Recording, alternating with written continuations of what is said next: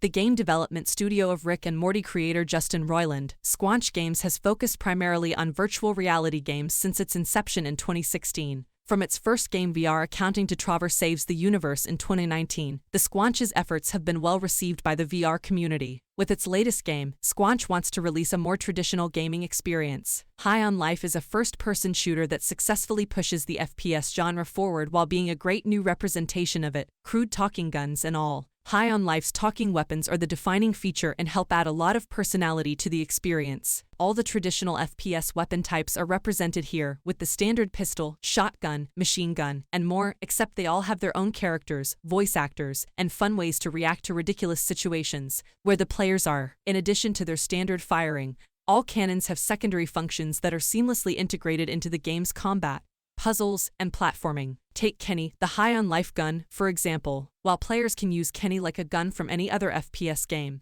he also has a secondary fire that he can use to fire a big blob of green goo. In combat, Kenny's glob is great for crowd control, as it allows players to shoot a swarm of enemies to blast them all at once. For platforming and puzzle solving, the orb is used to break down barriers, sometimes creating new platforms for players to land on. The more weapons players collect in High on Life, the more creative they can get within game combat. For example, players can send Kenny's globe flying a group of enemies, then quickly switch to the pistol and kill them all with one shot. Each weapon adds to the player's combat toolbox, and their secondary abilities also offer players a lot more options when it comes to navigating the game world. High on Life has Metroidvania elements for that matter. When players first visit a planet, they will find areas they cannot reach. When they later return to these areas with more weapons and abilities at their disposal, High on Life players will find they have much more freedom and will be able to reach places and collectibles that were previously inaccessible. The blade in High on Life is just as important to exploration as weapons. At the start of the game, High on Life players pick up a bloodthirsty psycho blade obsessed with stabbing people. As you can imagine, the blade performs this function well and can even be used to trigger brutal melee kill animations.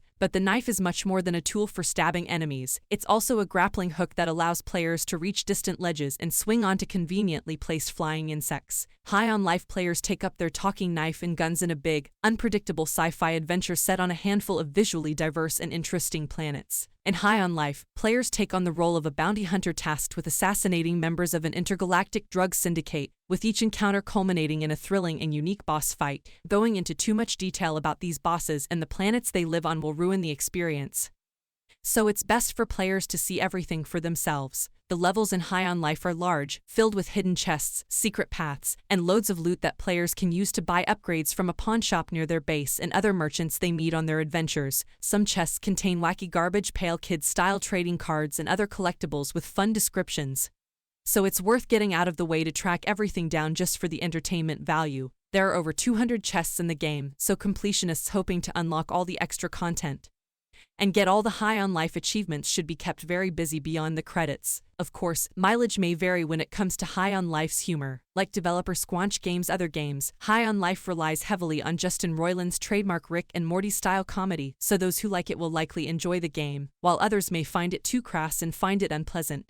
Those who fall into the latter category can at least tone down how often guns talk, though someone who doesn't like Roiland's sense of humor probably won't enjoy High on Life much anyway. Those who like the surreal humor and meta-commentary of Rick and Morty will likely leave High on Life thinking it's one of the funniest games they've played. Not all jokes come through, and hearing Morty's shrill voice come out of Kenny's mouth for hours on end can be shocking at times, even for die-hard Rick and Morty fans, but High on Life is otherwise an entertaining, well-written experience, surprising and genuinely hilarious. High on Life is great for the most part, but the game starts to lose some steam midway through. Instead of visiting cool new locations to hunt their next bounty, players are sent back to planets they've already explored. Sure, they're able to break new ground in these areas thanks to the updates they've amassed since their last visit, but it still means stepping back. The second half of the game still has plenty of thrilling shootouts to get the adrenaline pumping, but there are also plenty of slower moments to slow the pace. Compared to the rest of the game, it's a bit too heavy on story and dialogue. While High on Life can't sustain the momentum of the first half for the entire game, the second half still offers plenty of fun moments, unexpected twists, and amusing observations on game design. Straight line of the match is always very entertaining,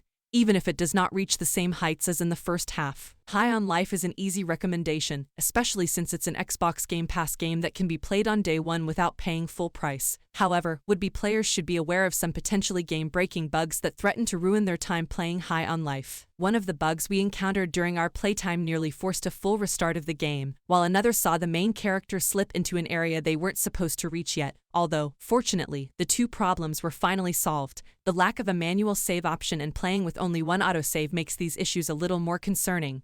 But hopefully these issues will be resolved soon after launch. Those admittedly serious technical issues aside, High on Life is otherwise a consistently enjoyable game from start to finish. It proves that Squanch Games is capable of delivering an excellent traditional gaming experience alongside its high-quality VR titles, and it will be exciting to see what the studio does next. Whether they play it through Xbox Game Pass or not, players should make sure to play High on Life as soon as possible. It's a crazy ride that deserves to be lived intact. High on Life is coming to PC, Xbox One, and Xbox Series X on December 13th. Thank you for watching. Please like and subscribe and support my channel.